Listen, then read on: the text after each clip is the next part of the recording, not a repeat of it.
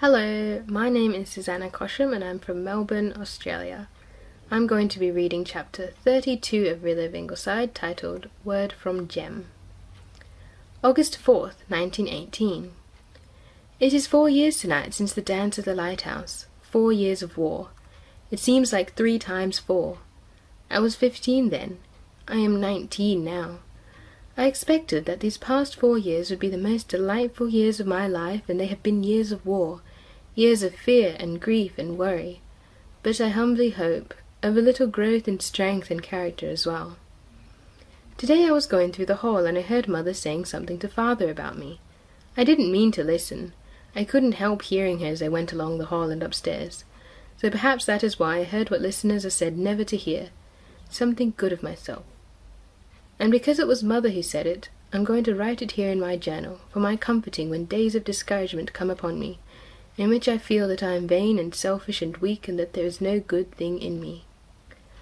Rilla has developed in a wonderful fashion these past 4 years. She used to be such an irresponsible young creature. She has changed into a capable, womanly girl, and she is such a comfort to me.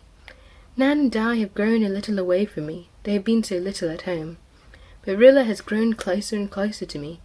We are chums. I don't see how I could have got through these terrible years without her, Gilbert.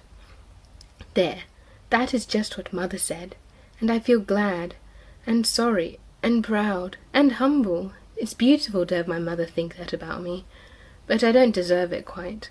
I'm not as good and strong as all that. There are heaps of times when I have felt cross and impatient and woeful and despairing. It is Mother and Susan have been this family's backbone. But I have helped a little, I believe, and I am so glad and thankful. The war news has been good right along. The French and Americans are pushing the Germans back and back and back. Sometimes I am afraid it is too good to last. After nearly 4 years of disasters, one has a feeling that this constant success is unbelievable. We don't rejoice noisily over it. Susan keeps the flag up, but we go softly. The price paid has been too high for jubilation. We are just thankful that it has not been paid in vain. No word has come from Jem.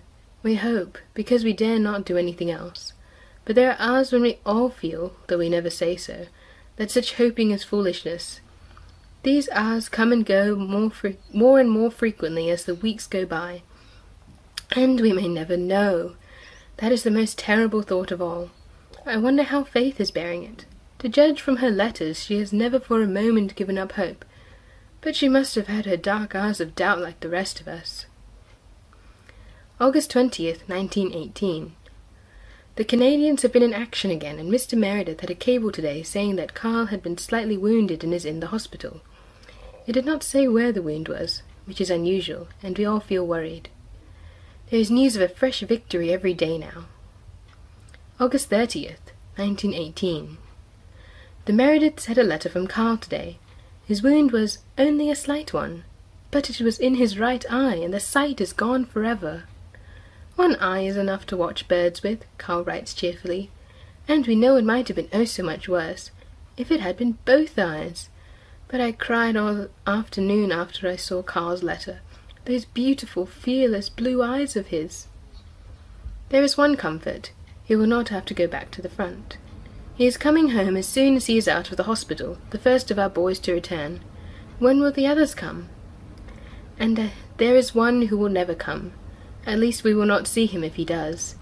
But, oh, I think he will be there. When our Canadian soldiers return, there will be a shadowy army with them, the army of the fallen. We will not see them, but they will be there. September 1st, 1918. Mother and I went into Charlottetown yesterday to see the moving picture, Hearts of the World. I made an awful goose of myself. Father will never stop teasing me about it for the rest of my life. But it all seemed so horribly real, and I was so intensely interested that I forgot everything but the scenes I saw enacted before my eyes. And then, quite near the last, came a terribly exciting one. The heroine was struggling with a horrible German soldier who was trying to drag her away. I knew she had a knife. I had seen her hide it, to have it in readiness, and I couldn't understand why she didn't produce it and finish the brute. I thought she must have forgotten it, and just at the tensest moment of the scene I lost my head altogether. I just stood right up on my feet in that crowded house and shrieked at the top of my voice, "The knife is in your stocking! The knife is in your stocking!" I created a sensation. The funny part was that just as I said it, the girl did snatch out the knife and stab the soldier with it. Everybody in their house laughed. I came to my senses and fell back in my seat, overcome with mortification. Mother was shaking with laughter. I could have shaken her. Why hadn't she pulled me down and choked me before I had made such an idiot of myself? She protests that there wasn't time. Fortunately, the house was dark, and I don't believe there was anybody there who knew me. And I thought I was becoming sensible and self-controlled and womanly. It is plain I have some distance to go yet before I attain that devoutly desired consummation. September 20th, 1918. In the east, Bulgaria has asked for peace, and in the west the British have smashed the Hindenburg Line, and right here in Glen St. Mary, little Bruce Meredith has done something that I think wonderful. Wonderful because of the love behind it. Mrs. Meredith was here tonight and told us about it, and Mother and I cried, and Susan got up and clattered the things about the stove. Bruce always loved Jem very devotedly, and the child has never forgotten him in all these years. He has been as faithful in his way as Dog Monday was in his. We have always told him that Jem would come back. But it seems that he was in Carter Flagg's store last night, and he heard his Uncle Norman flatly declaring that Jem Blythe would never come back, and that the Ingleside folks might as well give up hoping he would. Bruce went home and cried himself to sleep. This morning his mother saw him going out of the yard with a very sorrowful and determined look, carrying his pet kitten. She didn't think much more about it until later on he came in with the most tragic little face, and told her, his little body shaking with big sobs, that he had drowned Stripey. "Why did you do that?" Mrs. Meredith exclaimed.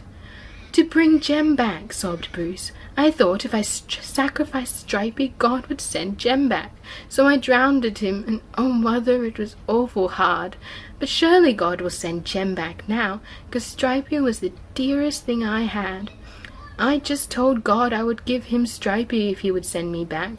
And he will, won't he, Mother?" Mrs. Meredith didn't know what to say to the poor child. She just could not tell him that perhaps a sacrifice wouldn't bring Jem back, that God didn't work that way. She told him that he mustn't expect it right away, and that perhaps it would be quite a long time yet before Jem came back. But Bruce said, "It oughtn't to take longer than a week, Mother. Oh, Mother, Stripey was such a nice little cat. He purred so pretty. Don't you think God ought to like him enough to let us have Jem?"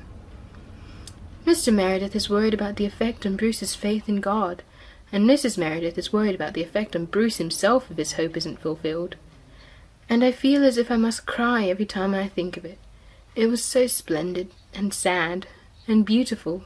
The dear, devoted little fellow, he worshipped that little kitten, and if it all goes for nothing, as so many sacrifices seem to go for nothing, he will be broken-hearted, for he isn't old enough to understand that God doesn't answer our prayers just as we hope, and doesn't make bargains with us when we yield something we love up to him. September 24th, 1918. I have been kneeling at my window in the moonshine for a long time, just thanking God over and over again. The joy of last night and today has been so great that it seemed half pain, as if our hearts weren't big enough to hold it. Last night I was sitting here in my room at 11 o'clock, writing a letter to Shirley. Everyone else was in bed except Father, who was out. I heard the telephone ring, and I ran out to the hall to answer it, before it should waken Mother.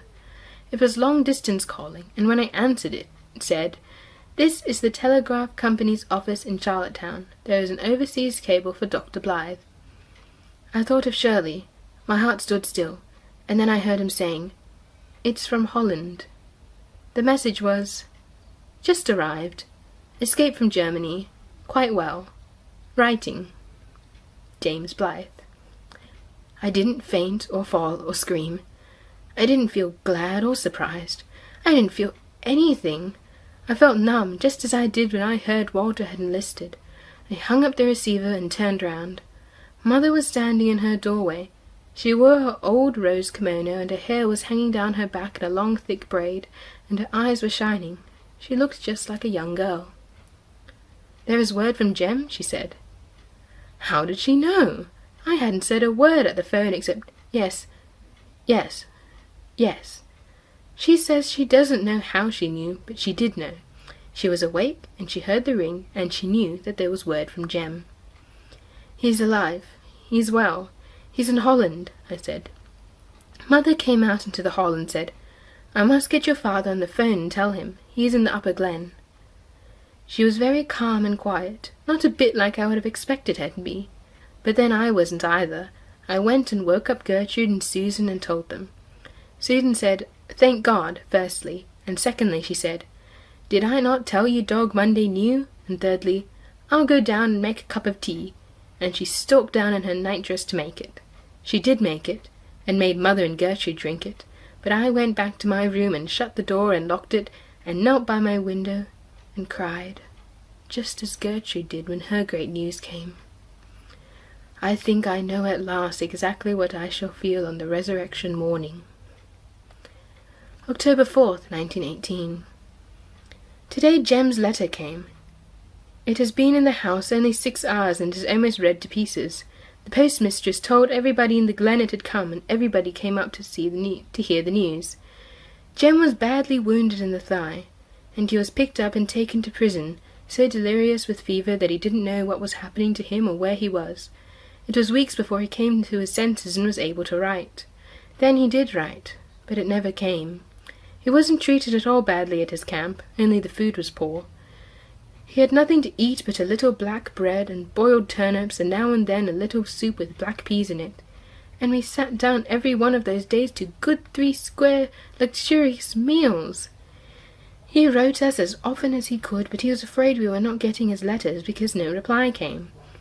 As soon as he was strong enough he tried to escape, but was caught and brought back.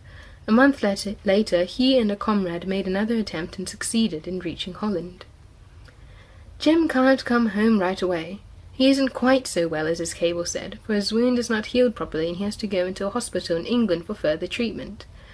But he says he will be all right eventually, and we know he is safe and will be back home sometime, and oh, the difference it makes in everything! I had a letter from Jim Anderson today, too. He has married an English girl, got his discharge, and is coming right home to Canada with his bride. I don't know whether to be glad or sorry. It will all depend on what kind of a woman she is. I had a second letter, also of a somewhat mysterious tenor. It is from a Charlottetown lawyer, asking me to go in to see him at my earliest convenience in regard to a certain matter connected with the estate of the late Mrs. Matilda Pittman. I read a notice of Mrs. Pittman's death, from heart failure, in the Enterprise a few weeks ago. I wonder if this summons has anything to do with Jim's. October 4th, 1918. I went into town this morning and had an interview with Mrs. Pittman's lawyer, a little thin, wispy man, who spoke of his late client with such profound respect that it is evident that he was as much under her thumb as Robert and Amelia were. He drew up a new will for her a short time before her death. She was worth $30,000, the bulk of which was left to Amelia Chapley, but she left $5,000 to me, in trust for Jim's. The interest is to be used as I see fit for his education, and the principal is to be paid over to him on his 20th birthday. Certainly Jim's was born lucky.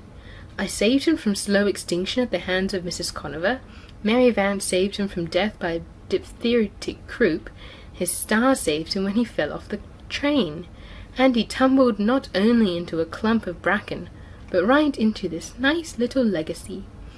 Evidently, as Mrs. Matilda Pittman said, and as I have always believed, he is no common child and has no common destiny in store for him. At all events he is provided for, and in such a fashion that Jim Anderson can't squander his inheritance if he wanted to. Now, if the new English stepmother is only a good sort, I shall feel quite easy about the future of my war baby. I wonder what Robert and Amelia think of it. I fancy they will nail down their windows when they leave home after this.